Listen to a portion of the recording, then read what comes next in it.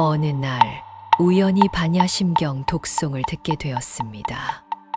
뜻도 모르고 무슨 말인지도 알 수 없는 상태였지만 이상하게도 마음이 차분해지고 뭔가 알 수 없는 울림이 전해졌습니다. 그것이 무엇일까 생각하다가 목탁 소리와 함께 들려왔던 그 반야심경을 다시 찾아보기 시작했습니다.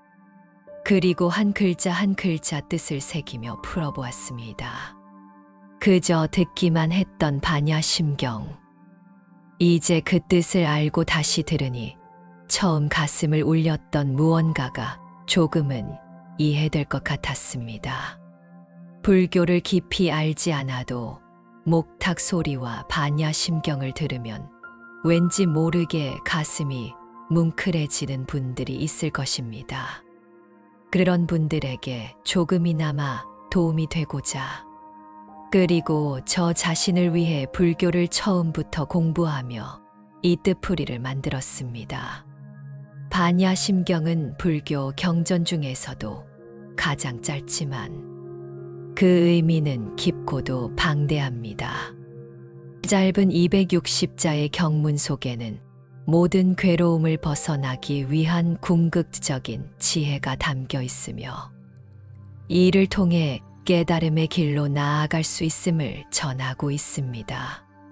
반야는 지혜, 심은 핵심, 경은 가르침을 뜻하며 즉 지혜의 핵심을 담은 경전이라는 의미를 가집니다.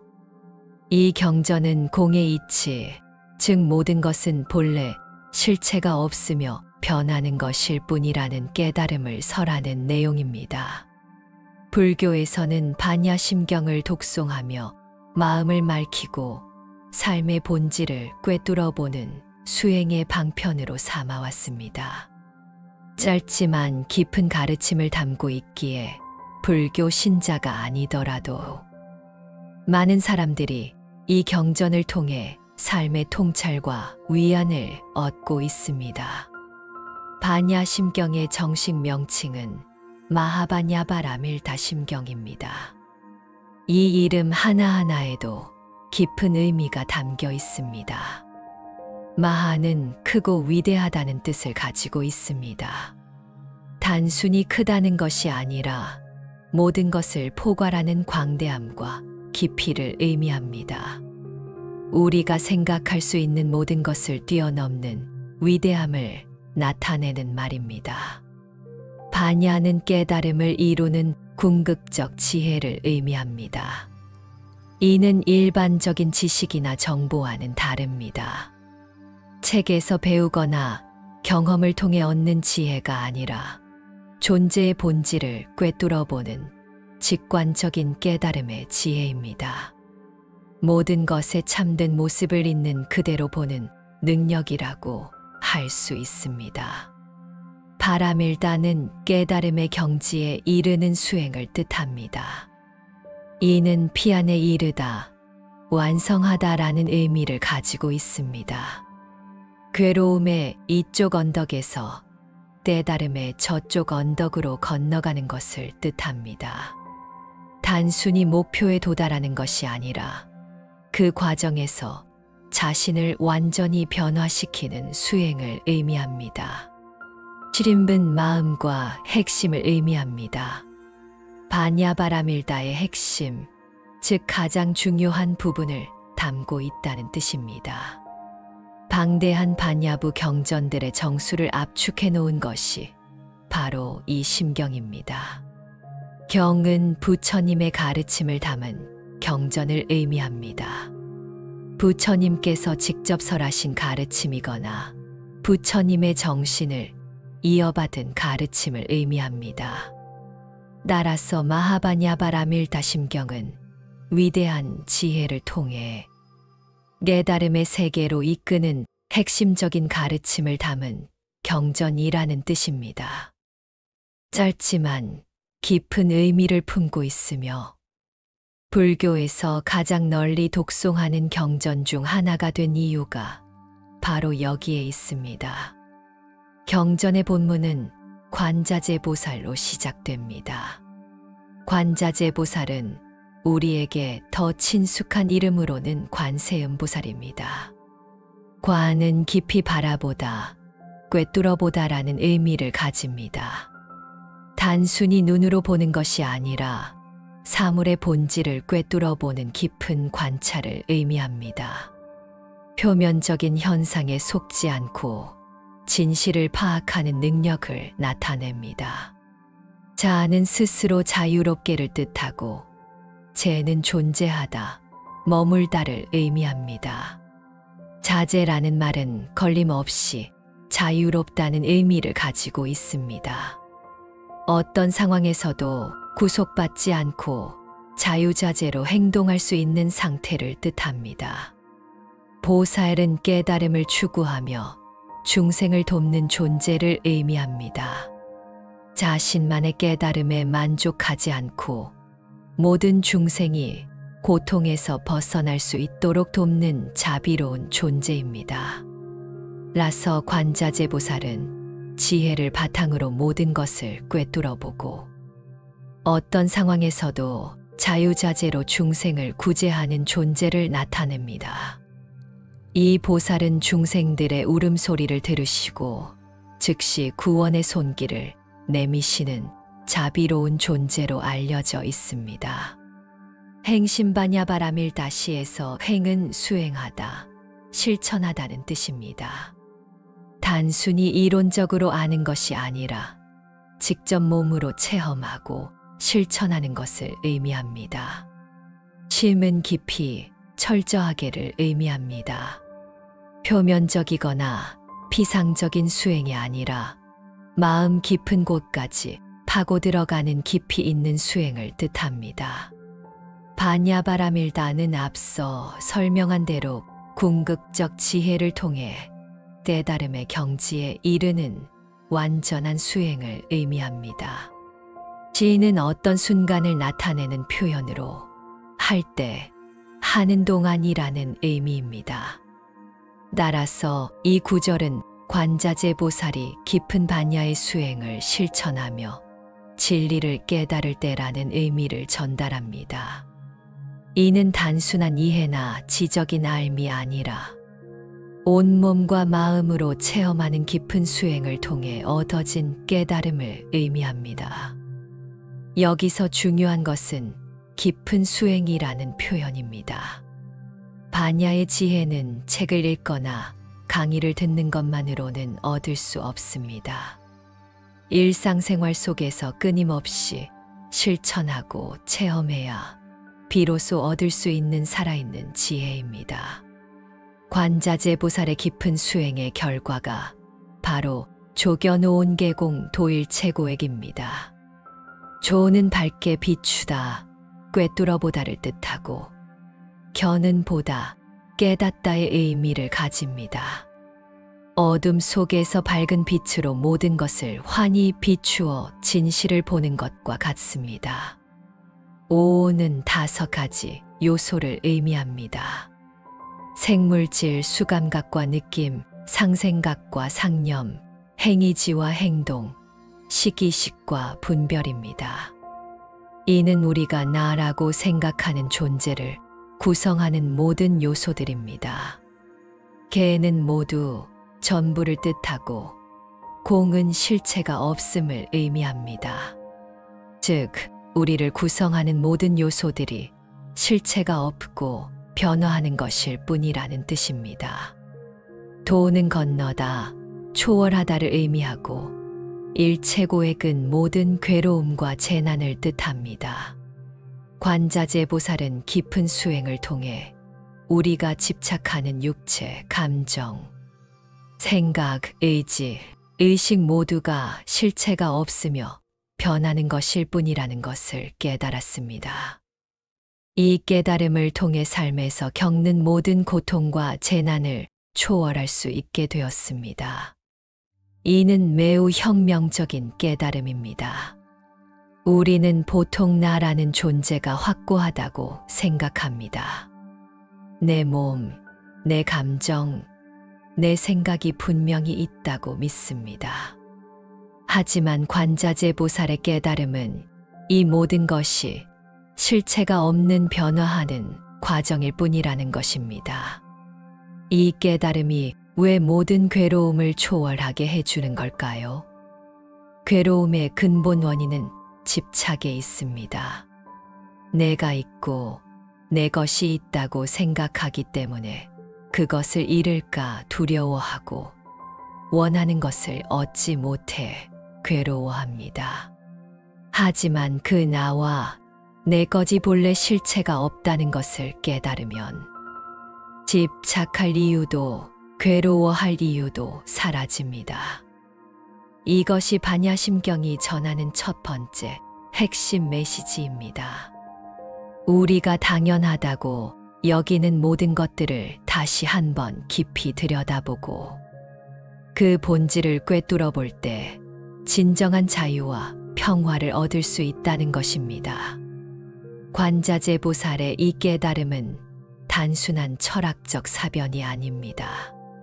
실제로 괴로움에서 벗어날 수 있는 실용적인 지혜입니다.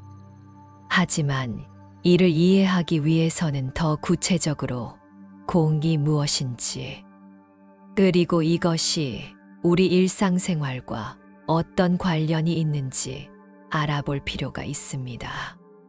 부처님께서는 관자재 보살이 얻은 깨달음을 더욱 구체적으로 설명하시기 위해 가장 지혜로운 제자인 사리부를 부르셨습니다.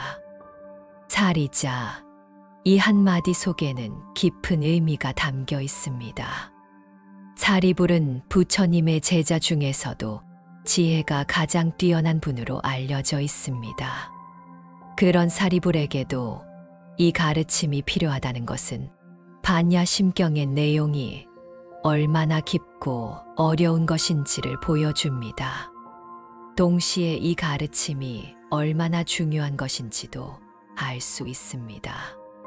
부처님께서 사리불에게 전하시는 첫 번째 핵심 가르침이 바로 색불이공 공불이색입니다. 이는 물질과 형상은 공과 다르지 않고 공은 물질과 다르지 않다는 뜻입니다.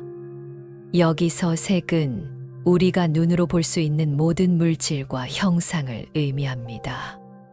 우리 주변의 산, 강, 나무, 건물, 그리고 우리의 몸까지 모든 물질적인 존재를 가리킵니다.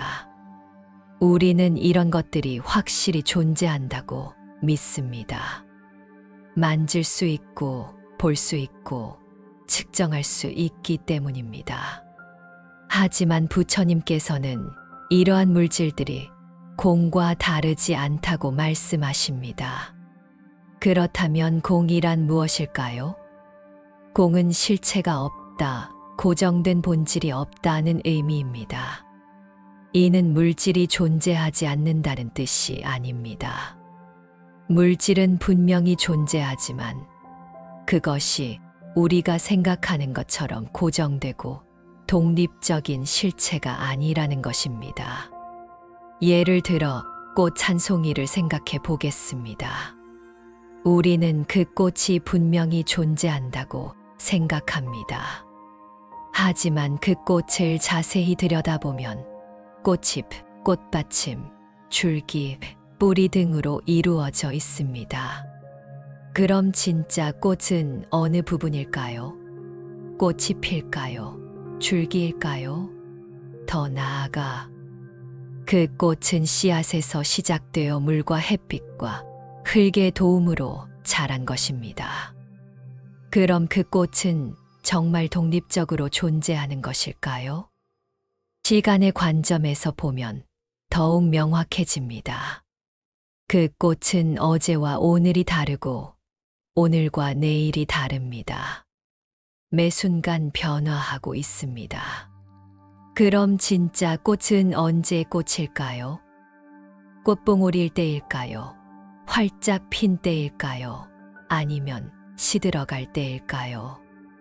이처럼 자세히 살펴보면 우리가 꽃이라고 부르는 고정된 실체는 어디에도 없습니다.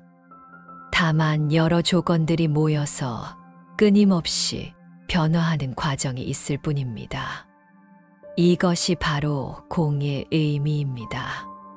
반대로 공불이색은 공은 물질과 다르지 않다는 뜻입니다. 공이라고 해서 아무것도 없는 허무한 상태가 아닙니다. 공은 바로 이 변화하는 물질 세계 그 자체에서 드러납니다. 꽃이 시들고 사라지는 것, 계절이 변하는 것, 우리 몸이 늙어가는 것 모두가 공을 보여주는 현상들입니다. 부처님께서는 더 나아가 색즉시 공, 공즉시 색이라고 말씀하십니다. 이는 물질은 곧 공이며 공은 곧 물질이다 라는 뜻입니다. 앞의 불의가 다르지 않다는 소극적 표현이었다면 이번의 즉시는 곧 바로라는 적극적 표현입니다. 물질이 곧 공이라는 것은 물질 자체가 바로 공성을 드러내고 있다는 뜻입니다. 물질을 따로 떼어놓고 공을 찾을 필요가 없습니다. 지금 우리 앞에 있는 모든 물질들이 바로 공의 성질을 보여주고 있습니다. 우리가 마시는 물 한 잔을 생각해 보겠습니다. 그 물은 언제부터 물이었을까요? 바다의 물이 증발하여 구름이 되고 비가 되어 내려와 강을 흘러 정수장을 거쳐 우리 집에 왔습니다. 그 과정에서 언제부터 이 물이 되었을까요? 또한 우리가 마신 후에는 우리 몸의 일부가 되었다가 다시 배출되어 자연으로 돌아갑니다. 언제까지 이 물일까요? 물 자체에는 내가 물이다라는 고정된 정체성이 없습니다.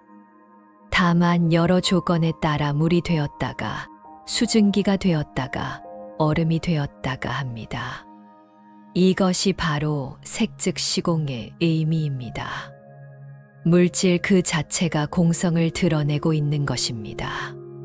반대로 공즉시색은 공이 곧 물질이라는 뜻입니다. 공은 어떤 추상적인 개념이 아닙니다. 바로 이 변화하는 물질 세계, 우리가 경험하는 구체적인 현실 그 자체가 공입니다. 공을 이해하기 위해 어디 멀리 갈 필요가 없습니다. 지금 여기 우리가 보고 듣고 만지는 모든 것이 바로 공을 보여주고 있습니다. 수상행식 역부여시 정신적 현상도 마찬가지다. 부처님께서는 물질에 대한 설명을 마치신 후 수상행식 역부여시라고 말씀하십니다.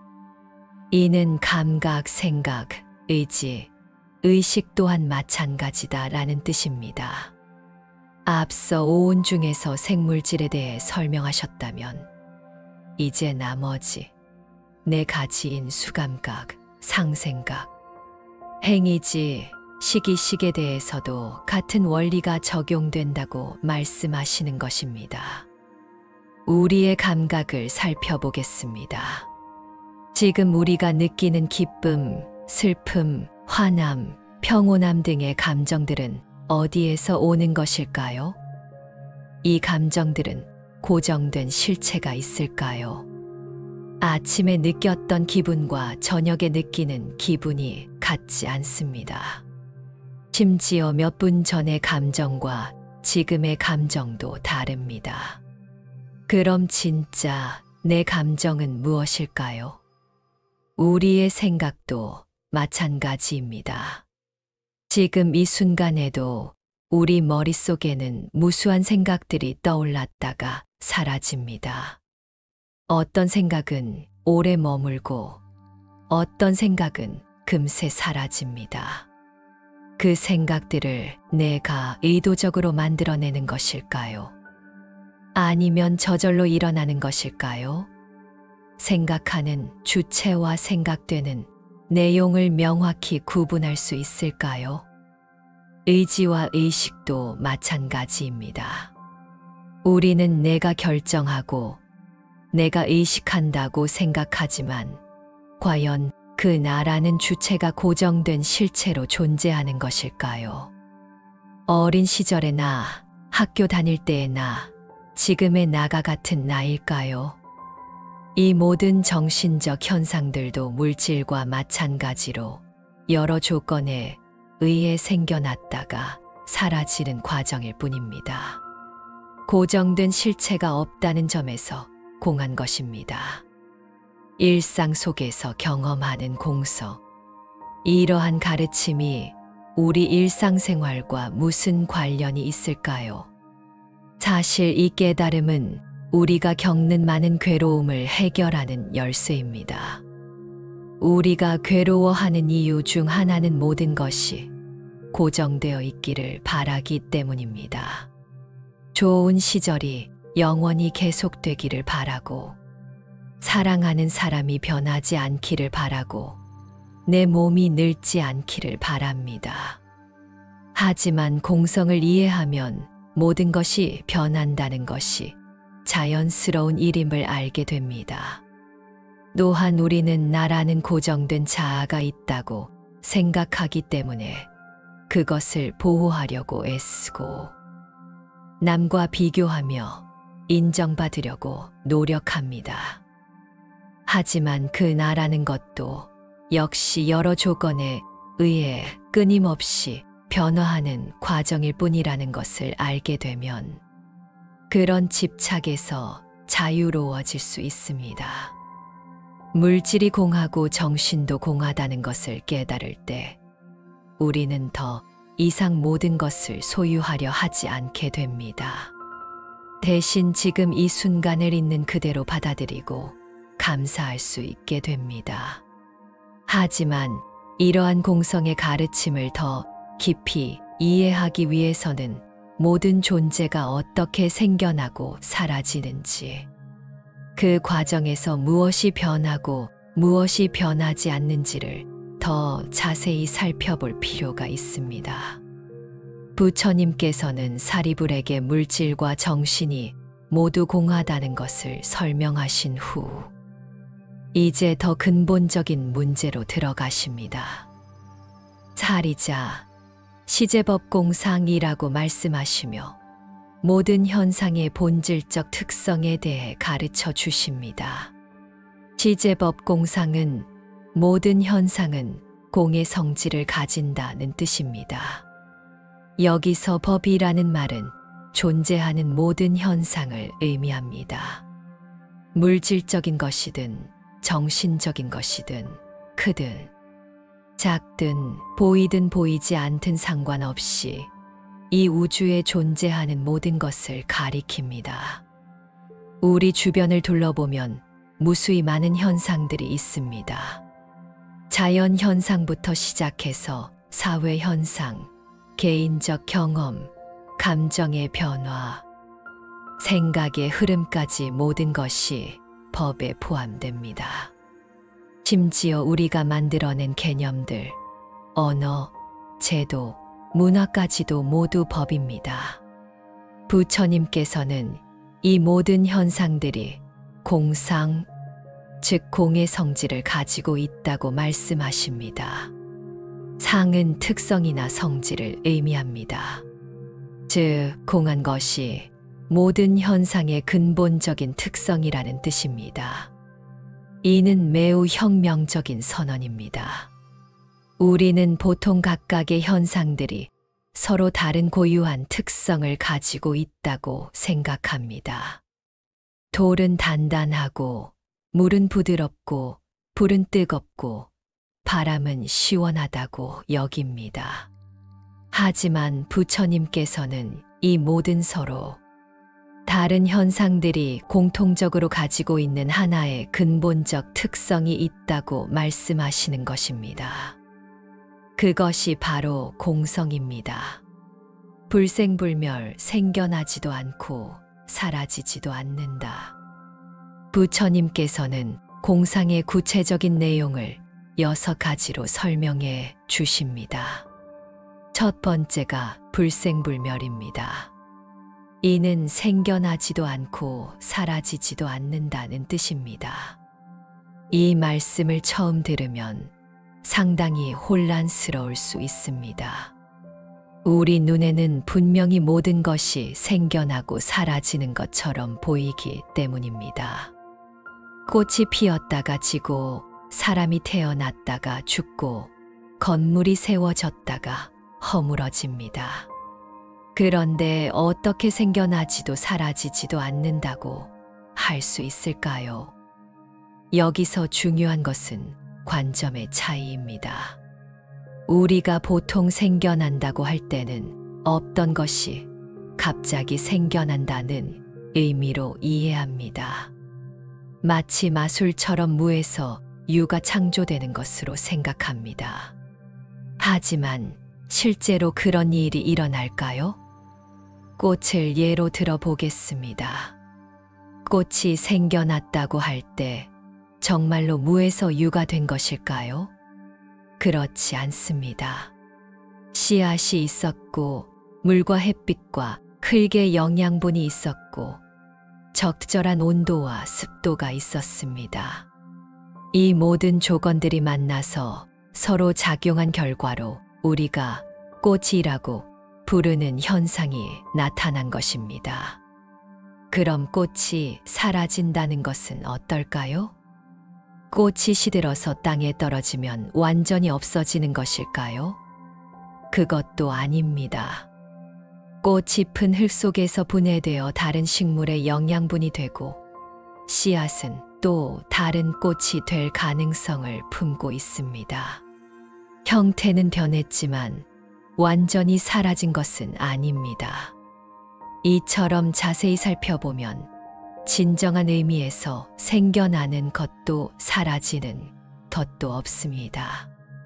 다만 여러 조건들이 모이고 흩어지면서 끊임없이 변화하는 과정이 있을 뿐입니다. 이것이 불생불멸의 의미입니다.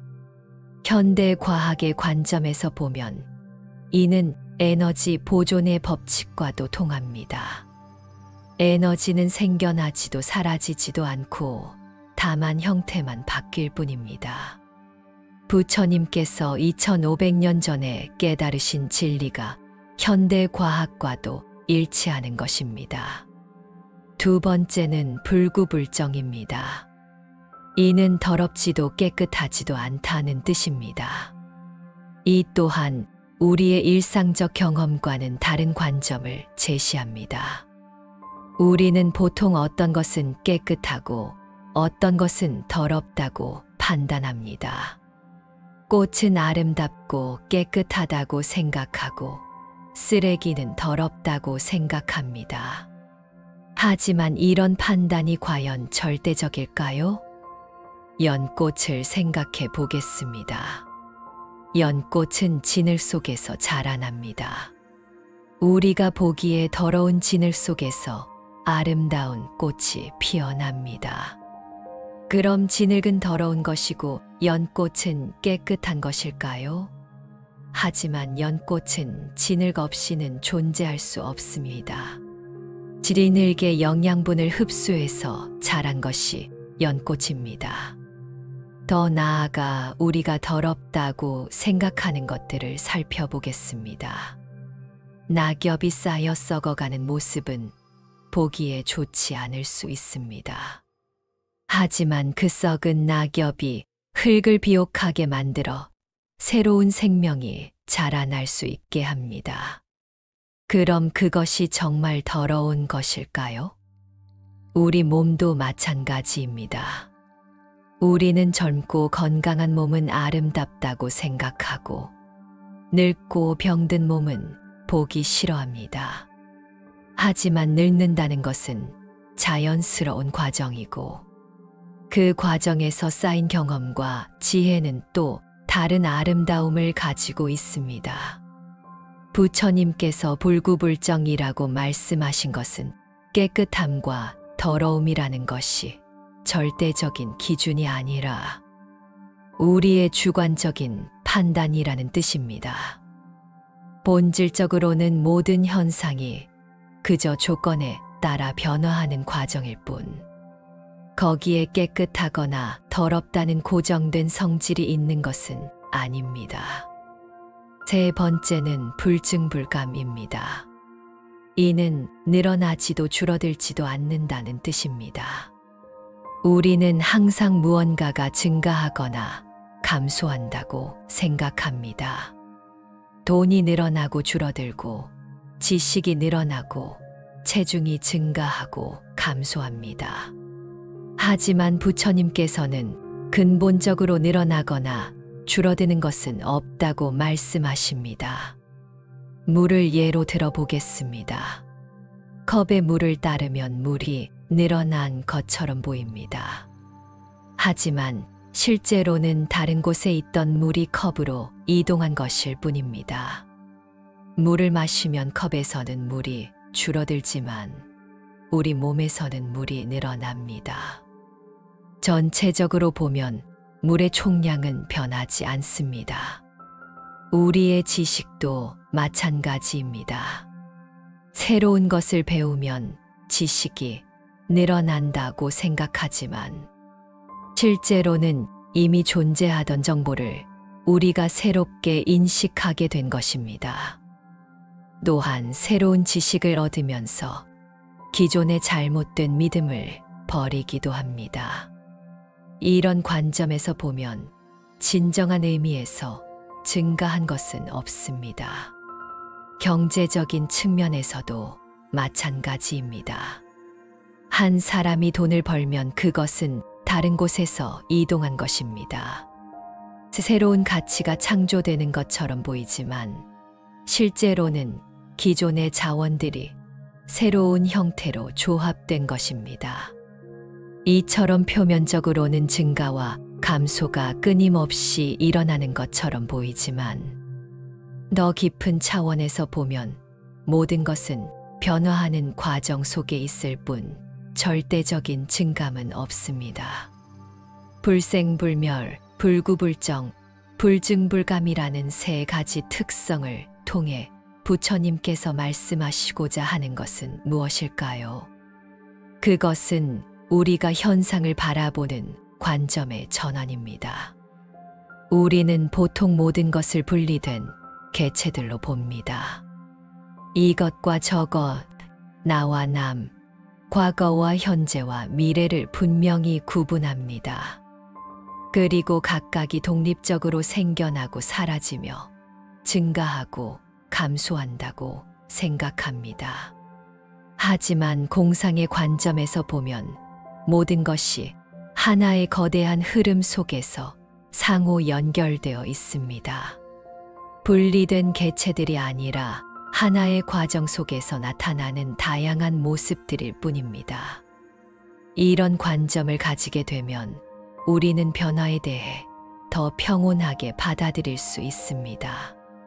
좋은 일이 생겨도 그것이 영원할 것이라고 집착하지 않고, 어려운 일이 생겨도 그것이 영원히 계속될 것이라고 절망하지 않습니다. 모든 것이 자연스러운 변화의 과정임을 이해하기 때문입니다. 또한 우리는 선악, 미추, 손득에 대한 고정된 관념에서도 자유로워집니다. 상황에 따라 달라질 수 있는 상대적인 것들에 너무 매달리지 않게 됩니다. 이러한 공상의 가르침을 일상생활에서 어떻게 체험할 수 있을까요? 아침에 일어나서 하루를 시작할 때를 생각해 보겠습니다. 우리는 새로운 하루가 시작되었다고 말합니다. 하지만 정말로 완전히 새로운 것이 시작된 것일까요? 어제의 나와 오늘의 나는 연결되어 있고, 어제 있었던 일들이 오늘에 영향을 줍니다. 어제가 끝나고 오늘이 시작된다기보다는 연속된 하나의 흐름 속에서 우리가 편의상 어제와 오늘이라고 구분하는 것입니다. 음식을 먹을 때도 마찬가지입니다. 음식이 우리 몸에 들어와서 소화되고 흡수되어 우리 몸의 일부가 됩니다. 언제부터 그것이 내 몸이 되는 것일까요? 명확한 경계는 없습니다. 모든 것이 자연스럽게 흘러가는 과정일 뿐입니다. 사람과의 관계에서도 이런 관점을 적용할 수 있습니다. 누군가와 친해졌다가 멀어지는 과정에서 관계가 시작되었다, 관계가 끝났다고 말하지만 실제로는 끊임없이 변화하는 상호작용의 연속일 뿐입니다. 이렇게 공상의 관점으로 세상을 바라보면 우리는 더 유연하고 평화로운 마음을 가질 수 있습니다. 모든 변화를 자연스럽게 받아들이고 현재 순간에 더 충실할 수 있게 됩니다. 하지만 이러한 모든 법의 공성을 이해했다고 해서 끝이 아닙니다. 이제 더 구체적으로 우리가 세상을 인식하는 방식 자체에 대해 살펴볼 필요가 있습니다. 우리의 감각기관과 인식 과정도 과연 어떤 성질을 가지고 있는지 부처님께서는 이어서 더욱 세밀하게 분석해 주실 것입니다. 부처님께서는 모든 현상이 공한 성질을 가지고 있다는 것을 설명하신 후 이제 더욱 구체적으로 우리의 인식 체계 전반에 대해 말씀하십니다. 시고공중이라고 하시며 공 속에는 과연 무엇이 있는지 하나하나 자세히 살펴보십니다. 바다의 파도가 일어날 때 우리는 물결이라는 것을 봅니다. 하지만 실제로 물결이라는 고정된 실체가 있을까요? 물결은 바람과 물의 상호작용으로 일어나는 현상일 뿐입니다. 물결을 이루고 있는 물 자체는 위아래로 움직일 뿐 앞으로 나아가지 않습니다. 우리가 물결이라고 부르는 것은 순간순간 다른 물들이 만들어내는 패턴일 뿐입니다. 마찬가지로 우리가 나라고 생각하는 것도 색수상행식이라는 5가지 요소가 만들어내는 패턴일 뿐입니다. 그 패턴 속에는 고정된 나라는 실체가 없습니다. 공 속에서는 그런 고정된 실체들이 모두 사라지고 순수한 변화의 과정만이 남게 됩니다. 부처님께서는 계속해서 무한이비설신해라고 말씀하십니다. 이는 눈, 귀, 코, 혀, 몸, 마음도 본래 실체가 없다는 뜻입니다. 우리는 자신의 감각기관을 매우 확실한 것으로 여깁니다. 내 눈, 내 귀, 내 코가 분명히 있다고 생각합니다. 하지만 정말 그럴까요? 눈을 자세히 살펴보겠습니다. 우리가 눈이라고 부르는 것은 실제로는 각막, 수정체, 망막, 시신경 등 여러 부분으로 이루어져 있습니다. 그럼 그중 어느 것이 진짜 눈일까요? 더 나아가 눈이 혼자서 볼 수 있을까요? 빛이 있어야 하고, 뇌가 있어야 하고, 의식이 있어야 비로소 본다는 현상이 일어납니다. 시간의 관점에서 보면 더욱 명확해집니다. 어린 시절의 내 눈과 지금의 내 눈이 같은 눈일까요? 눈의 세포들은 끊임없이 죽고 새로 생겨납니다. 몇 년 전의 눈과 지금의 눈은 구성 요소가 완전히 바뀌었습니다. 그럼 어느 것이 진짜 내 눈일까요? 귀도 마찬가지입니다. 우리가 소리를 듣는다고 하지만 실제로는 공기의 진동이 고막을 흔들고 그것이 전기 신호로 변환되어 뇌에 전달되는 복잡한 과정입니다. 그 과정의 어느 단계에서 듣는다는 현상이 일어나는 걸까요? 코, 혀, 몸도 모두 마찬가지입니다. 우리가 냄새를 맡고 맛을 보고 감촉을 느낀다고 하지만 실제로는 화학적 반응과 물리적 자극이 신경을 통해 뇌에 전달되어 해석되는 과정입니다. 마음도 예외가 아닙니다. 우리는 내 마음이 있다고 생각하지만 마음이라는 것을 어디서 찾을 수 있을까요? 뇌 속 어딘가에 있을까요? 가슴에 있을까요? 마음은 생각, 감정, 기억, 의식 등의 복합적인 작용을 우리가 편의상 마음이라고 부르는 것일 뿐입니다. 부처님께서는 감각기관이 실체 없음을 말씀하신 후, 이제 감각의 대상들에 대해서도 무색성향 미촉법이라고 하십니다. 이는 형상, 소리, 냄새, 맛, 촉감, 개념도 모두 실체가 없다는 뜻입니다. 우리가 보는 형상들을 생각해 보겠습니다. 아름다운 꽃을 본다고 할 때 그 아름다움이 꽃 자체에 있는 것일까요?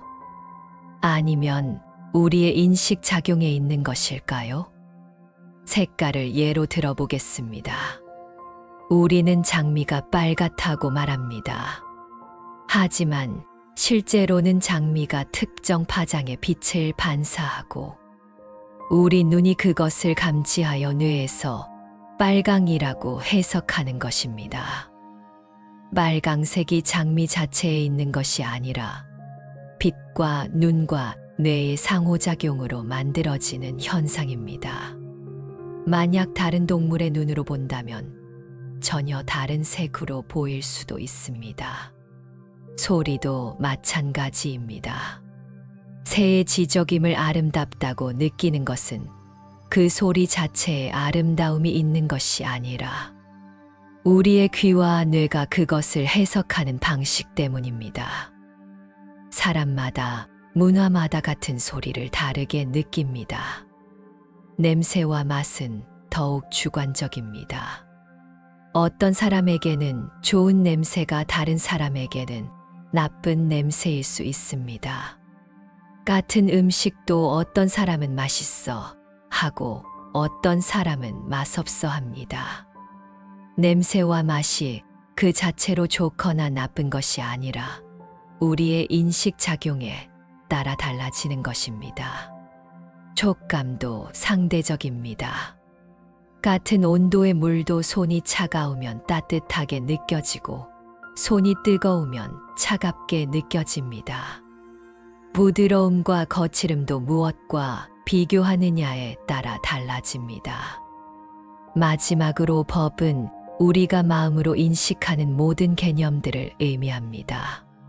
정의, 선악, 아름다움, 성공, 실패 등의 추상적 개념들입니다.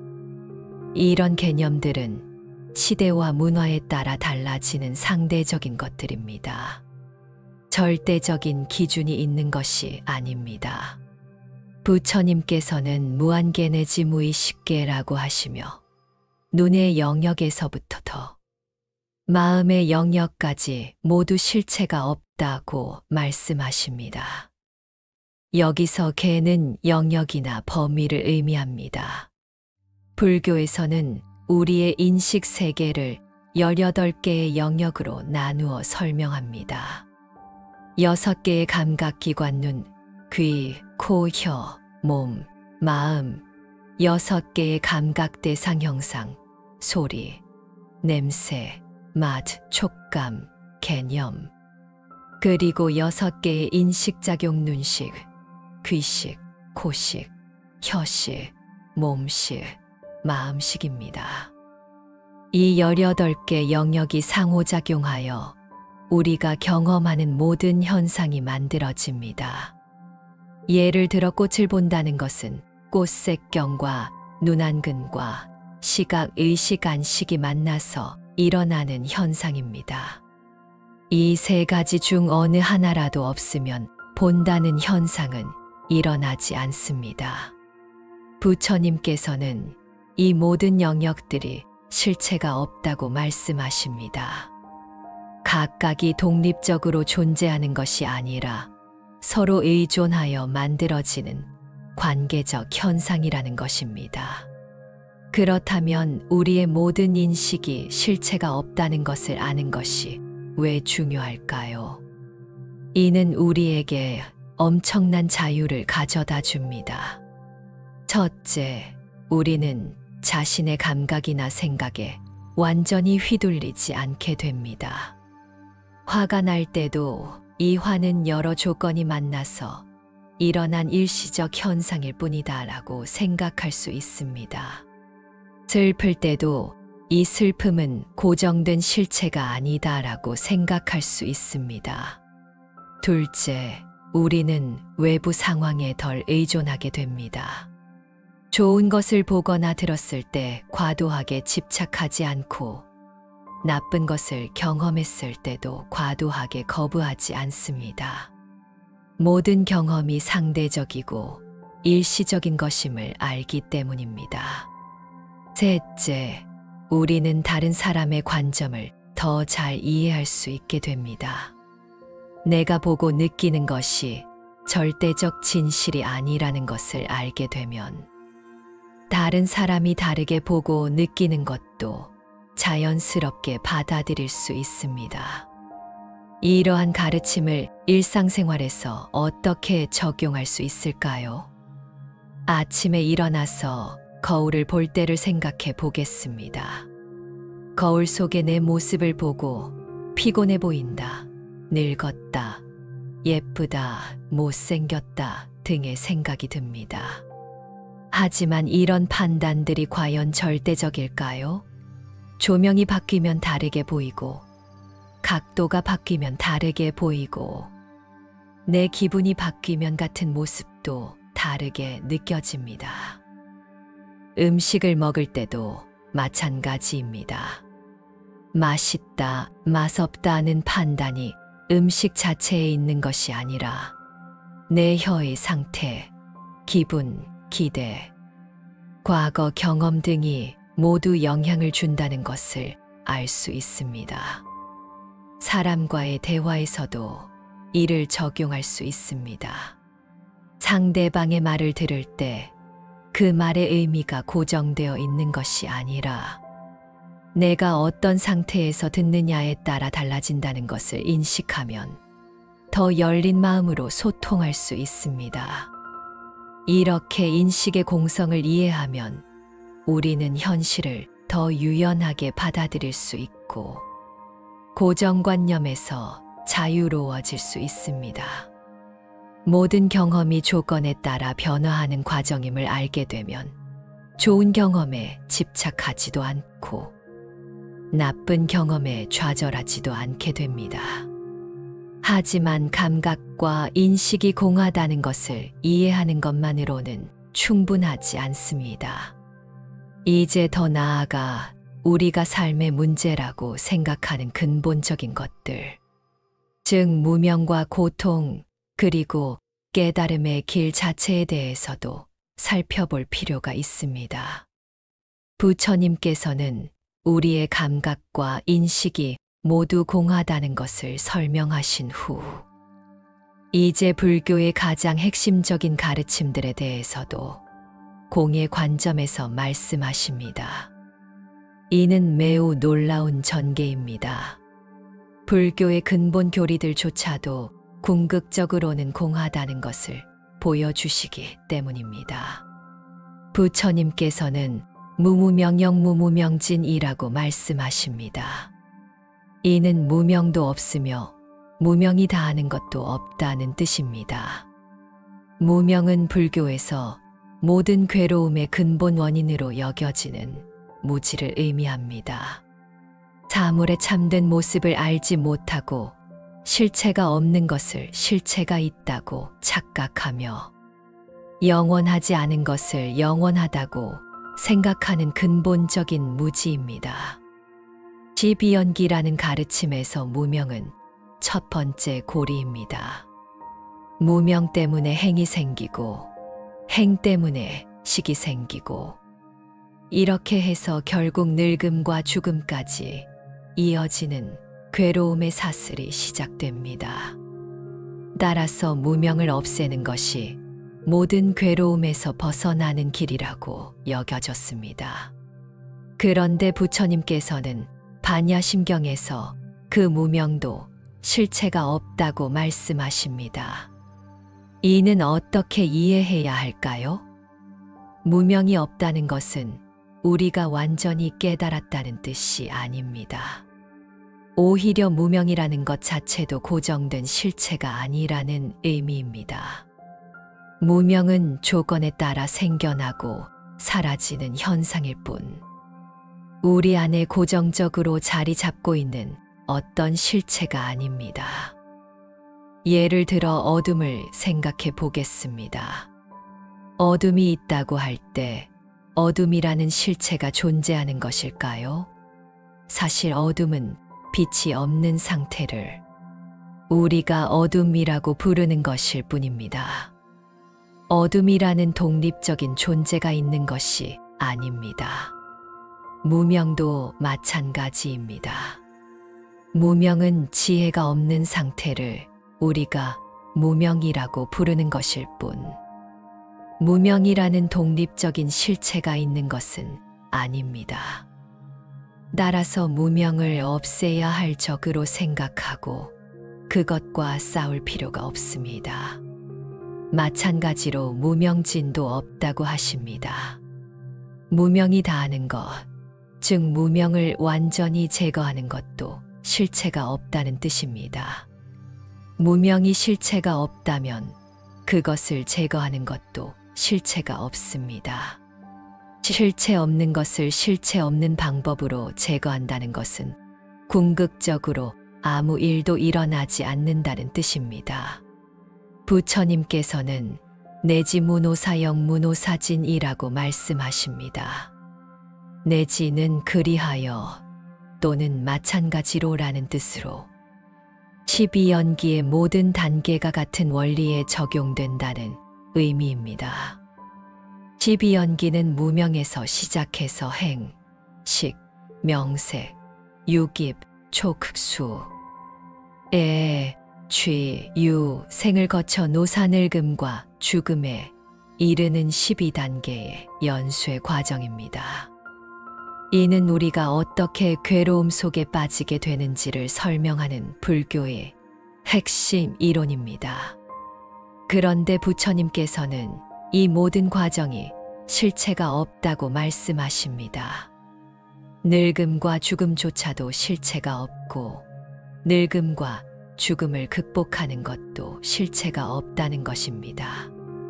이를 이해하기 위해 생과 사에 대해 생각해 보겠습니다. 우리는 보통 명확한 생과 사의 순간이 있다고 생각합니다. 태어나는 순간과 죽는 순간이 있다고 여깁니다. 하지만 정말 그럴까요? 생명체를 자세히 관찰해 보면 언제부터 살아있다고 할 수 있는지 명확한 경계를 찾기 어렵습니다. 수정란일 때부터 살아있는 것일까요? 심장이 뛰기 시작할 때일까요? 뇌파가 나타날 때일까요? 첫 숨을 쉴 때일까요? 죽음도 마찬가지입니다. 심장이 멈춘 순간일까요? 매사 상태일까요? 세포가 모두 죽을 때일까요? 의학이 발달하면서 생과 사의 경계는 점점 더 모호해지고 있습니다. 더 나아가 우리 몸의 세포들은 끊임없이 죽고 새로 생겨납니다. 7년이면 우리 몸의 세포가 모두 바뀐다고 합니다. 그럼 7년 전의 나와 지금의 나 중 어느 것이 진짜 살아있는 나일까요? 이처럼 생과 사라는 것도 우리가 연속적인 변화 과정에 임의로 붙인 개념일 뿐, 고정된 실체가 있는 것은 아닙니다. 따라서 늙음과 죽음을 두려워하거나 영원한 생명을 추구하는 것은 실체 없는 것에 집착하는 것입니다. 부처님께서는 더 나아가 무고진멸도라고 말씀하십니다. 이는 괴로움도 없고 괴로움의 원인도 없으며 괴로움의 소멸도 없고 깨달음의 길도 없다는 뜻입니다. 이는 정말 놀라운 선언입니다. 사성제는 불교의 가장 기본적인 가르침입니다. 첫 번째는 고성제 괴로움이 있다. 두 번째는 집성제 괴로움의 원인이 있다. 세 번째는 멸성제 괴로움을 없앨 수 있다. 네 번째는 도성제 괴로움을 없애는 길이 있다입니다. 부처님께서 처음 깨달음을 얻으신 후 첫 설법에서 전하신 것이 바로 이 사성제였습니다. 그런데 반야심경에서는 그 사성제조차도 실체가 없다고 말씀하십니다. 이 일을 어떻게 이해해야 할까요? 이는 사성제가 틀렸다는 뜻이 아닙니다.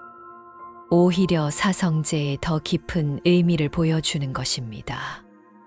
고통이 없다는 것은 우리가 고통을 경험하지 않는다는 뜻이 아닙니다. 고통이라는 것도 여러 조건이 만나서 일어나는 현상일 뿐 고정된 실체가 아니라는 의미입니다. 고통을 나의 고통, 영원한 고통으로 여기며 그것에 집착할 필요가 없다는 것입니다. 집착이 없다는 것도 마찬가지입니다. 집착을 제거해야 할 적으로 여기며 그것과 싸울 필요가 없다는 뜻입니다. 집착도 조건에 따라 생겨났다가 사라지는 현상일 뿐입니다. 열반 괴로움의 소멸이 없다는 것은 더욱 깊은 의미를 가집니다. 보통 우리는 열반을 어떤 특별한 경지, 도달해야 할 목표 지점으로 생각합니다. 하지만 실제로는 열반이라는 특별한 곳이 따로 있는 것이 아닙니다. 지금 여기서 모든 집착을 내려놓은 그 순간이 바로 열반입니다. 독일가 없다는 것도 마찬가지입니다. 팔정도와 같은 수행의 길이 의미 없다는 것이 아니라 그 길조차도 고정된 실체가 아니라는 뜻입니다. 수행하는 사람, 수행의 방법, 수행의 목표가 모두 공하다는 것을 이해할 때 진정한 수행이 됩니다. 부처님께서는 마지막으로 무지영무득이라고 말씀하십니다. 지혜도 없고 얻을 것도 없다는 뜻입니다. 이는 가장 역설적인 표현입니다. 반야심경은 지혜의 경전인데 그 지혜조차 없다고 말씀하시는 것입니다. 이 일을 어떻게 이해해야 할까요? 여기서 말하는 지혜는 우리가 보통 생각하는 지식이나 정보와는 다릅니다. 반야의 지혜는 모든 것이 공하다는 것을 아는 지혜입니다. 그런데 그 지혜 자체도 공하다는 것입니다. 이는 지혜를 소유물처럼 여기지 말라는 뜻입니다. 내가 지혜를 얻었다, 나는 깨달았다는 생각 자체가 또 다른 집착이 될 수 있습니다. 진정한 지혜는 지혜를 얻은 나라는 생각조차 내려놓는 것입니다. 마찬가지로 얻을 것이 없다는 것은 수행을 통해 무엇을 얻으려는 마음을 내려놓으라는 뜻입니다. 깨달음을 얻으려 하고 공덕을 쌓으려 하고 좋은 과보를 얻으려 하는 마음 자체가 집착입니다. 그렇다면 지혜도 없고 얻을 것도 없다면 우리는 왜 수행을 해야 할까요? 이는 수행이 무의미하다는 뜻이 아닙니다. 오히려 진정한 수행의 의미를 보여주는 것입니다. 목적 없는 수행, 얻으려 하지 않는 수행이야말로 가장 순수한 수행입니다. 마치 새가 지저귀는 것에 목적이 없듯이, 꽃이 피는 것에 목적이 없듯이 그저 자연스럽게 흘러가는 수행입니다. 이런 관점에서 보면 우리의 일상 자체가 수행이 됩니다. 밥을 먹는 것, 걸어가는 것, 대화하는 것, 잠을 자는 것 모두가 수행이 될 수 있습니다. 특별한 무언가를 얻으려 하지 않고 그저 지금 이 순간을 충실히 살아가는 것 자체가 수행입니다. 또한 무소득의 지혜는 우리를 경쟁과 비교에서 자유롭게 해줍니다. 남보다 더 많이 깨달으려 하거나 더 높은 경지에 오르려 하는 마음에서 벗어날 수 있습니다. 모든 사람이 이미 완전한 존재라는 것을 이해하게 됩니다. 일상 속에서 체험하는 무소득. 이런 무소득의 지혜를 일상생활에서 어떻게 적용할 수 있을까요? 일을 할 때 결과에만 집착하지 않고 과정 자체를 즐길 수 있습니다. 성공하려는 마음, 인정받으려는 마음을 내려놓고 그저 최선을 다하는 것 자체에 만족할 수 있습니다. 공부할 때도 지식을 쌓으려는 욕심보다는 배우는 과정 자체를 즐길 수 있습니다. 시험에서 좋은 점수를 받으려는 마음보다는 새로운 것을 알아가는 기쁨 자체에 집중할 수 있습니다.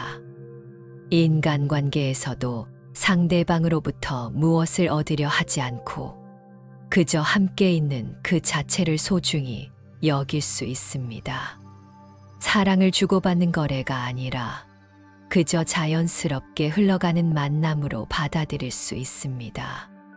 이렇게 무소득의 마음으로 살아갈 때 우리는 진정한 자유를 경험할 수 있습니다. 무엇을 얻어야 한다는 강박에서 벗어나고 무엇을 잃을까 하는 두려움에서도 벗어날 수 있습니다. 하지만 이러한 무소득의 경지를 이해하는 것만으로는 아직 부족합니다. 이제 이 지혜를 바탕으로 실제로 어떻게 살아가야 하는지, 어떻게 모든 괴로움에서 벗어나 완전한 자유를 얻을 수 있는지에 대해 더 구체적으로 알아볼 필요가 있습니다. 부처님께서는 모든 교리와 수행법조차 공하다는 것을 말씀하신 후, 이제 그렇다면 실제로 어떻게 살아가야 하는지에 대해 구체적으로 설명해 주십니다.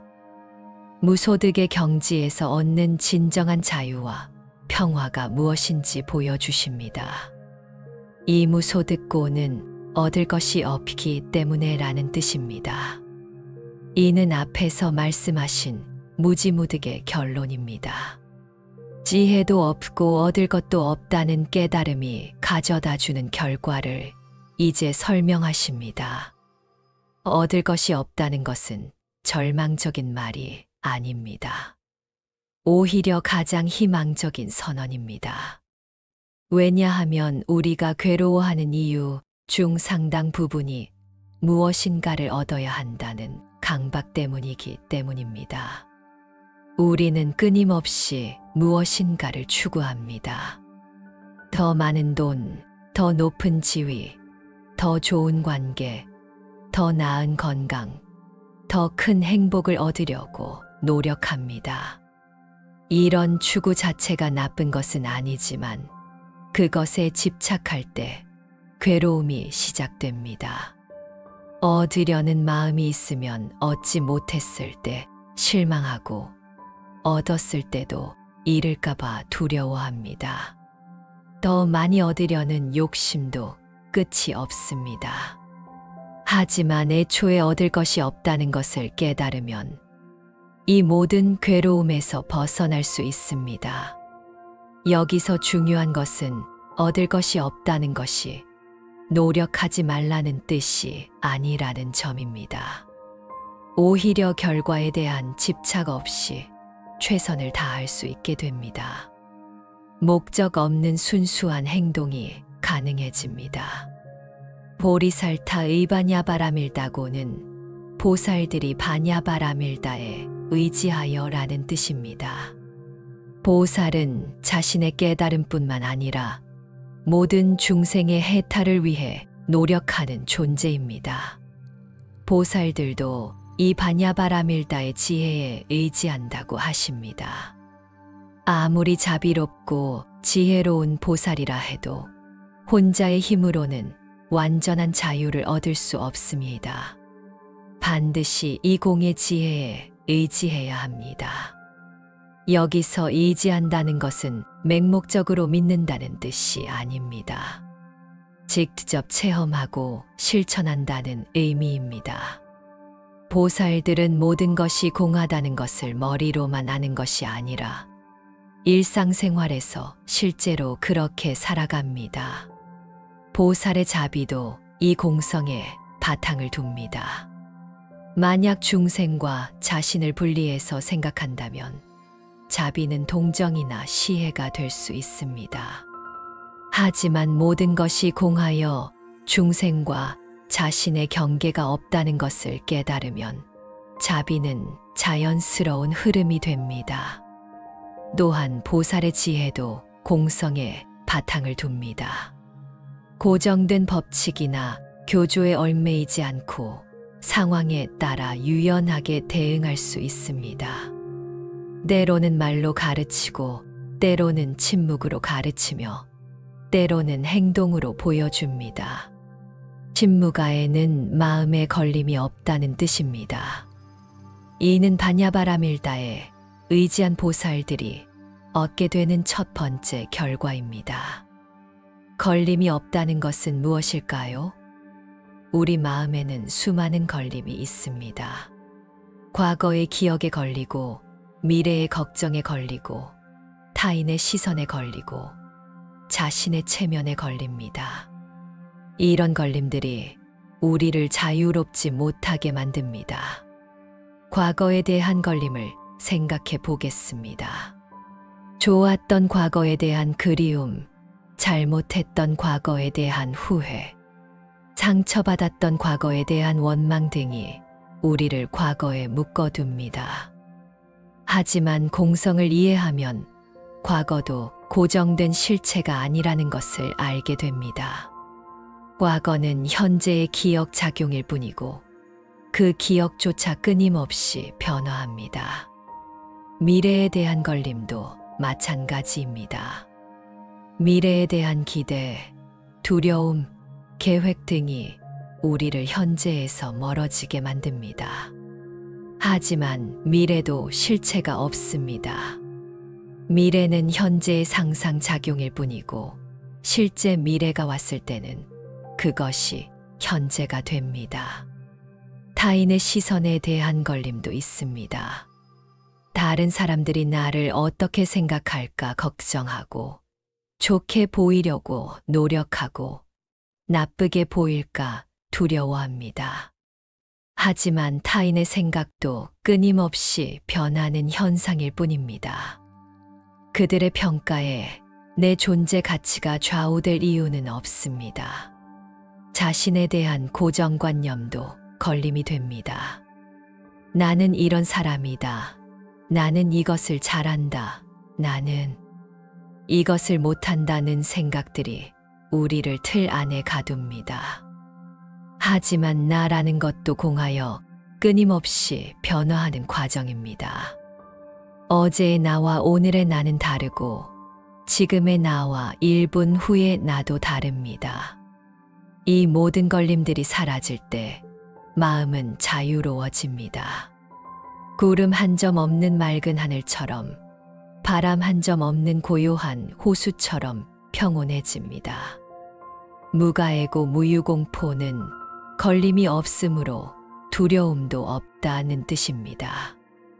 걸림이 없어지면 자연스럽게 두려움도 사라집니다. 두려움은 대부분 미지의 것, 통제할 수 없는 것, 잃을 수 있는 것에 대해 생깁니다.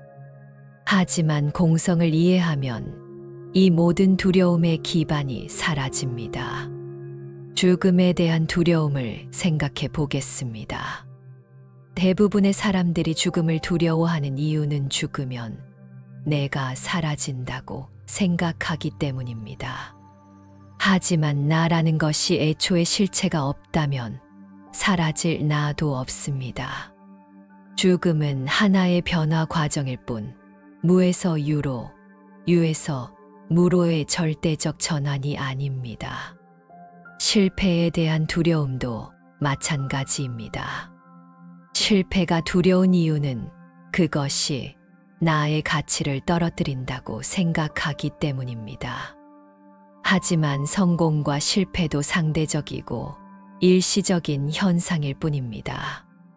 어떤 관점에서는 실패가 다른 관점에서는 성공일 수 있고 오늘의 실패가 내일의 성공의 발판이 될 수도 있습니다.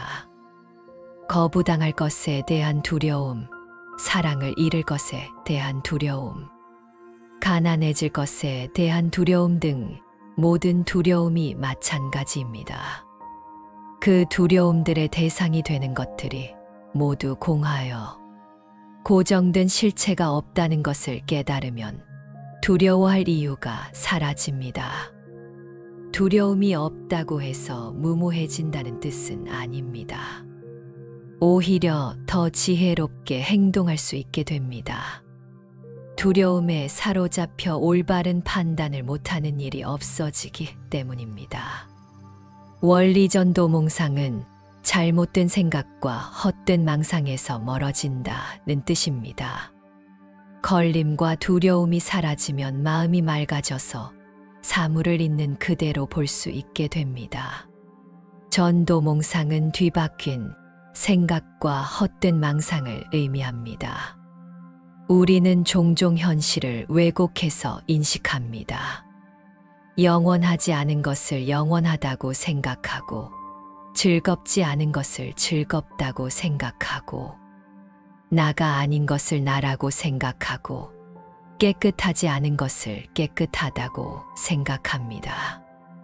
예를 들어 우리는 젊음이 영원할 것처럼 살아갑니다.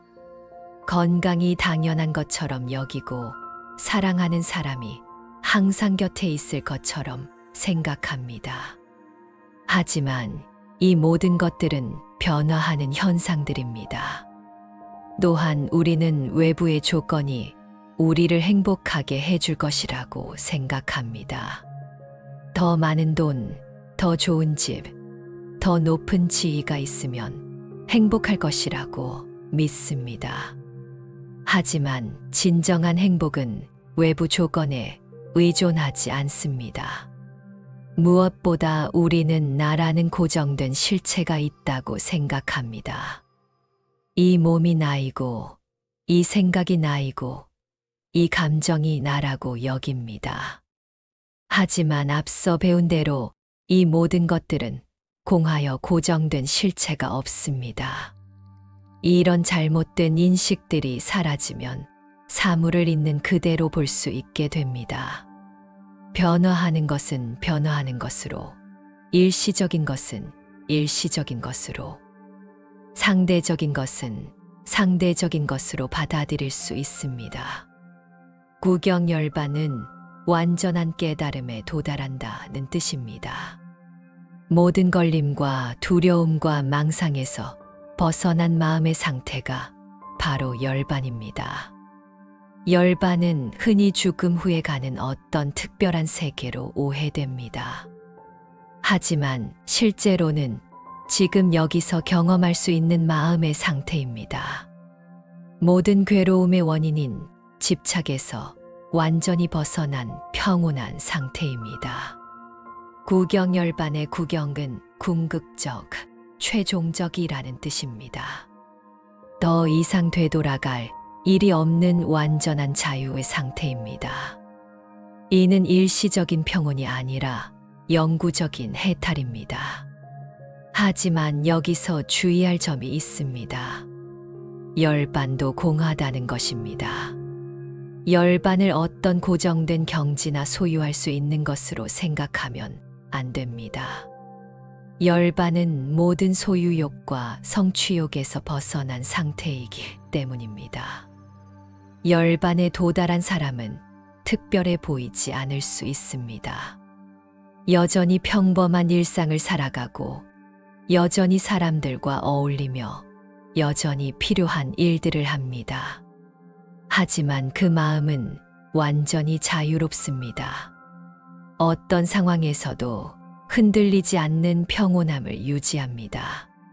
참세제불 의바냐바라밀다고는 과거, 현재, 미래의 모든 부처님이 바냐바라밀다에 의지하여라는 뜻입니다. 이는 이 지혜의 보편성과 영원성을 보여줍니다. 모든 부처님이 같은 길을 걸어왔다는 것입니다.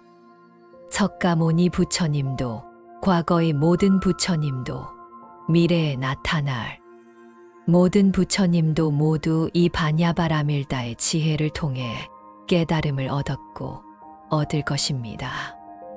이는 이 가르침의 확실성을 보여줍니다. 한 사람의 개인적 깨달음이 아니라 모든 깨달은 존재들이 공통적으로 체험한 진리입니다. 시간과 공간을 초월한 보편적 진리입니다. 또한 이는 우리에게도 희망을 줍니다. 부처님들이 걸어간 길을 우리도 걸어갈 수 있다는 것입니다. 부처님이 특별한 존재여서 깨달을 수 있었던 것이 아니라 이 지혜를 실천했기 때문에 깨달을 수 있었던 것입니다. 드가뇽따라 삼맥삼보리는 최상의 바른 깨달음을 성취한다는 뜻입니다. 아뇽따라 삼맥삼보리는 더 이상 위가 없는 바르고 완전한 깨달음이라는 의미입니다. 이는 불교에서 말하는 최고의 깨달음입니다. 부분적인 깨달음이나 일시적인 깨달음이 아니라 완전하고 영구적인 깨달음입니다. 더 이상 미혹할 일이 없고 더 이상 괴로워할 일이 없는 완성된 상태입니다. 하지만 이 깨달음도 공하다는 것을 잊어서는 안 됩니다. 깨달음을 성취했다는 자만심이나 깨달음에 대한 집착도 내려놓아야 합니다. 진정한 깨달음은 깨달았다는 생각조차 없는 자연스러운 상태입니다. 이렇게 바냐바라밀다의 지혜는 우리를 완전한 자유로 이끕니다. 모든 걸림에서 벗어나고 모든 두려움에서 벗어나며 모든 망상에서 벗어나 진정한 평화를 얻게 합니다. 그리고 이 평화는 나 혼자만의 것이 아니라 모든 존재와 함께 나누는 것입니다. 하지만 이런 놀라운 지혜가 단순히 이론에 그쳐서는 안 됩니다. 실제로 우리 삶에 적용되고 실천되어야 합니다. 부처님께서는 바냐바라밀다가 가져다 주는 완전한 자유와 깨달음에 대해 설명하신 후 이제 이 지혜가 얼마나 위대하고 강력한 것인지 그리고 우리가 어떻게 이를 실천할 수 있는지에 대해 마지막 가르침을 주십니다. 이는 단순한 철학적 이론이 아니라 실제로 모든 괴로움을 해결할 수 있는 구체적인 방법임을 보여주십니다. 고지바냐바라밀다는 그러므로 바냐바라밀다를 알아야 한다는 뜻입니다. 지금까지의 모든 설명을 종합해서 이 지혜가 얼마나 중요한지를 강조하시는 말씀입니다. 여기서 안다는 것은 단순히 머리로 이해하는 것이 아닙니다. 온몸과 마음으로 체험하고 실천하는 것을 의미합니다. 바냐바라밀다를 진정으로 안다는 것은 일상생활에서 그대로 살아가는 것입니다. 우리가 지금까지 배운 모든 내용들을 되돌아보면 결국 하나의 핵심으로 귀결됩니다. 모든 것이 공하여 고정된 실체가 없으므로 집착할 필요도 없고 두려워할 필요도 없다는 것입니다. 이를 진정으로 이해하고 실천할 때 우리는 모든 괴로움에서 벗어날 수 있습니다. 하지만 이런 깨달음을 얻기까지는 많은 노력이 필요합니다. 오랜 습관과 고정관념을 바꾸는 것은 쉽지 않습니다. 그래서 부처님께서는 이 지혜를 단순히 가르침으로만 전하지 않고 더욱 강력한 형태로 우리에게 주십니다. 그것이 바로 주문의 형태입니다. 시대신주는 이것은 위대한 주문이다 라는 뜻입니다. 부처님께서는 바냐바라밀다를 신주, 즉 주문이라고 하십니다. 주문은 단순한 말이 아니라 강력한 영적 힘을 가진 소리입니다. 여기서 위대하다는 것은 그 효과가 크다는 의미입니다. 이 주문은 모든 괴로움을 없애고 모든 두려움을 제거하며 완전한 자유를 가져다 줄 수 있는 강력한 힘을 가지고 있습니다. 주문의 힘은 그 의미를 이해하는 것에서 나오기도 하지만 소리 자체의 진동에서도 나옵니다. 특정한 소리는 우리의 의식에 직접적으로 작용하여 변화를 일으킬 수 있습니다. 마치 음악이 우리의 감정을 즉시 바꿀 수 있는 것처럼 주문의 소리도 우리의 의식 상태를 바꿀 수 있습니다.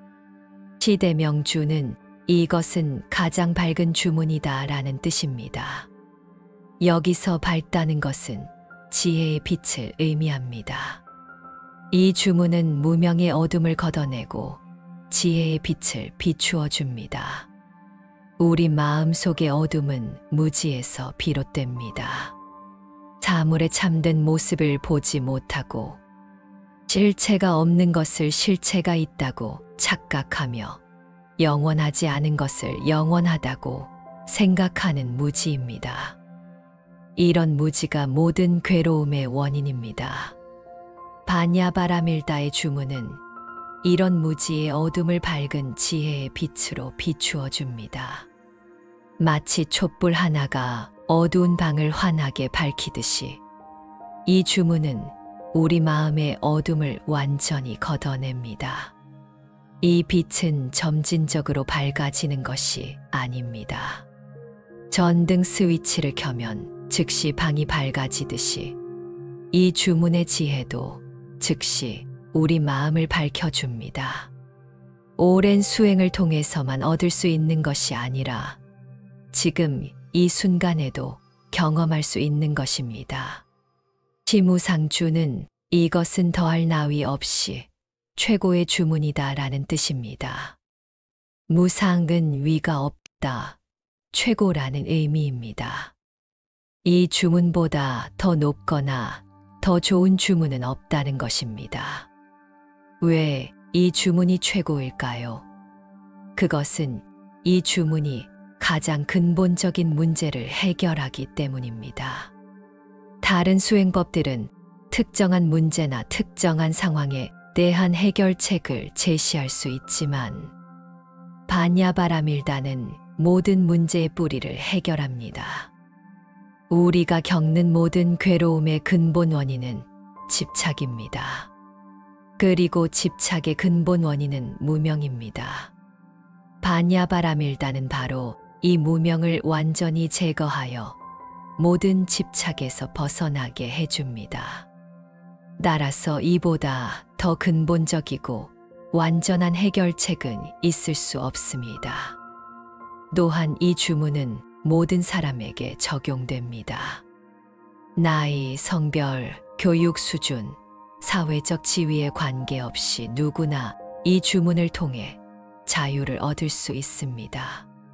특별한 조건이나 자격이 필요하지 않습니다. 시무등등주는 이것은 그 무엇과도 비교할 수 없는 주문이다 라는 뜻입니다. 무등등은 같은 것이 없다, 비교할 수 없다는 의미입니다. 이 주문이 비교할 수 없는 이유는 그 범위와 깊이 때문입니다. 다른 방법들은 부분적인 해결책을 제시하거나 일시적인 효과를 가져다 줄 수 있지만 바냐바라밀다는 완전하고 영구적인 해결책입니다. 예를 들어 진통제는 고통을 일시적으로 줄여줄 수 있지만 고통의 원인을 제거하지는 못합니다. 하지만 바냐바라밀다는 고통의 근본 원인을 제거하여 다시는 그런 고통이 생기지 않게 합니다. 또한 다른 수행법들은 특정한 환경이나 조건이 필요할 수 있지만 바냐바라밀다는 언제 어디서든 실천할 수 있습니다. 특별한 장소나 시간, 도구가 필요하지 않습니다. 마음의 자세만 바뀌면 즉시 효과를 볼 수 있습니다. 능제일체고 진실불허는 모든 괴로움을 없앨 수 있으며 진실하고 거짓됨이 없다는 뜻입니다. 이는 이 주문의 실제적 효과와 확실성을 보장하는 말씀입니다. 일체고는 모든 종류의 괴로움을 의미합니다. 몸의 고통, 마음의 고통, 관계에서 오는 고통, 사회적 고통, 실존적 고통 등 우리가 경험할 수 있는 모든 형태의 괴로움입니다. 이 주문은 이 모든 괴로움을 근본적으로 해결할 수 있습니다. 진실불허는 이것이 허상이나 착각이 아니라는 의미입니다. 실제로 효과가 있고 실제로 괴로움을 해결할 수 있다는 것입니다. 단순한 위안이나 자기 최면이 아니라 실질적인 변화를 가져다주는 진실한 방법입니다. 이는 수많은 사람들이 실제로 체험해서 증명된 것입니다. 2500년 동안 이 가르침을 실천한 무수한 사람들이 실제로 괴로움에서 벗어났습니다. 이는 이론이 아니라 검증된 사실입니다. 고설바냐바라밀다주 즉설주왈은 그러므로 바냐바라밀다의 주문을 설한다. 곧바로 주문을 말한다는 뜻입니다. 이제 모든 설명을 마치고 실제 주문을 전해 주시겠다는 말씀입니다. 지금까지의 모든 가르침이 이 순간을 위한 준비였습니다. 공의 이치를 설명하고 집착의 무의미함을 보여주고 무소득의 자유를 가르쳐 주신 모든 것이 바로 이 주문을 이해하고 실천할 수 있게 하기 위한 것이었습니다. 주문은 단순히 외우는 것이 아니라 그 의미를 깊이 이해하고 체험할 때 진정한 힘을 발휘합니다. 지금까지의 가르침을 통해 우리는 이 주문의 진정한 의미를 이해할 준비가 되었습니다. 마침내 부처님께서는 반야심경의 핵심 주문을 전해 주십니다. 아제아제 바라아제 바라승아제 보디사바하. 가자, 가자, 피안으로 가자. 모두 함께 피안으로 가자. 깨달음이여 온전히 이루어지기를.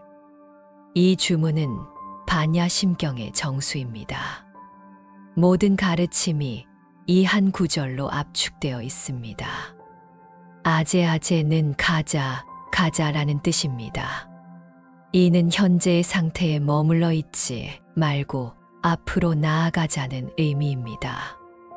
하지만 여기서 가는 것은 물리적인 이동이 아니라 의식의 전환을 의미합니다. 무명에서 지혜로, 집착에서 자유로, 괴로움에서 평화로 나아가는 것입니다. 바라아제는 피안으로 가자라는 뜻입니다. 피안은 깨달음의 세계, 완전한 자유의 세계를 의미합니다. 우리가 지금 있는 괴로움의 이편에서 평화의 저편으로 건너가자는 것입니다. 이는 바로 바라밀다의 의미이기도 합니다.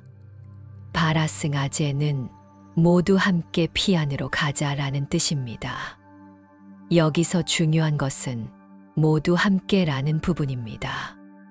나 혼자만의 해탈이 아니라 모든 존재와 함께하는 해탈을 추구하는 것입니다. 이는 대승불교의 정신이기도 합니다. 보디사바하는 깨달음이여 온전히 이루어지기를 이라는 뜻입니다. 보디는 깨달음 보리를 의미하고 사바하는 성취를 기원하는 표현입니다. 이는 단순한 희망이 아니라 확신의 찬 선언입니다. 이 주문을 어떻게 실천할 수 있을까요? 가장 중요한 것은 그 의미를 깊이 이해하고 마음에 새기는 것입니다. 주문을 외울 때는 단순히 소리를 반복하는 것이 아니라 그 의미를 음미하며 해야 합니다. 가자, 가자라고 할 때는 정말로 현재의 집착에서 벗어나겠다는 의지를 담아야 합니다. 비안으로 가자라고 할 때는 깨달음의 세계를 향한 간절한 마음을 담아야 합니다. 또한 이 주문은 혼자만을 위한 것이 아닙니다. 모두 함께라는 정신을 잊지 말아야 합니다. 내가 자유로워지는 것만큼이나 다른 사람들도 자유로워지기를 바라는 마음을 가져야 합니다. 주문을 외우는 시간이나 장소에 제한은 없습니다. 언제든지 어디서든지 마음속으로 이 주문을 염할 수 있습니다. 특히 괴로움이나 두려움을 느낄 때 이 주문을 떠올리면 마음이 평온해집니다. 반야심경의 가르침은 특별한 시간에만 적용되는 것이 아닙니다. 일상생활의 모든 순간에 적용할 수 있습니다. 아침에 일어날 때부터 반야심경의 정신으로 하루를 시작할 수 있습니다. 오늘 하루도 모든 것이 공하여 집착할 필요가 없다는 마음으로 시작하는 것입니다. 일할 때도 결과에 집착하지 않고 과정 자체에 충실할 수 있습니다. 성공해도 자만하지 않고 실패해도 좌절하지 않으며 그저 최선을 다하는 것입니다. 사람들과의 관계에서도 상대방을 소유하려 하지 않고 있는 그대로 받아들일 수 있습니다. 내 기대에 맞추려 하지 않고 그 사람 자체를 존중하며 사랑할 수 있습니다. 어려운 일이 생겼을 때도 이것 또한 공하여 영원하지 않다는 것을 기억할 수 있습니다. 과도하게 걱정하거나 절망하지 않고 지혜롭게 대처할 수 있습니다. 잠들 때도 하루의 모든 일을 내려놓고 평온한 마음으로 잠들 수 있습니다. 좋았던 일에 집착하지도 않고 나빴던 일에 괴로워하지도 않으며 그저 감사한 마음으로 하루를 마무리하는 것입니다. 반야심경을 처음부터 끝까지 살펴보면서 우리는 인생의 가장 깊은 지혜를 만날 수 있었습니다. 모든 것이 공하다는 가르침은 처음에는 어렵게 느껴질 수 있지만 깊이 이해하면 할수록 우리에게 진정한 자유를 가져다 줍니다.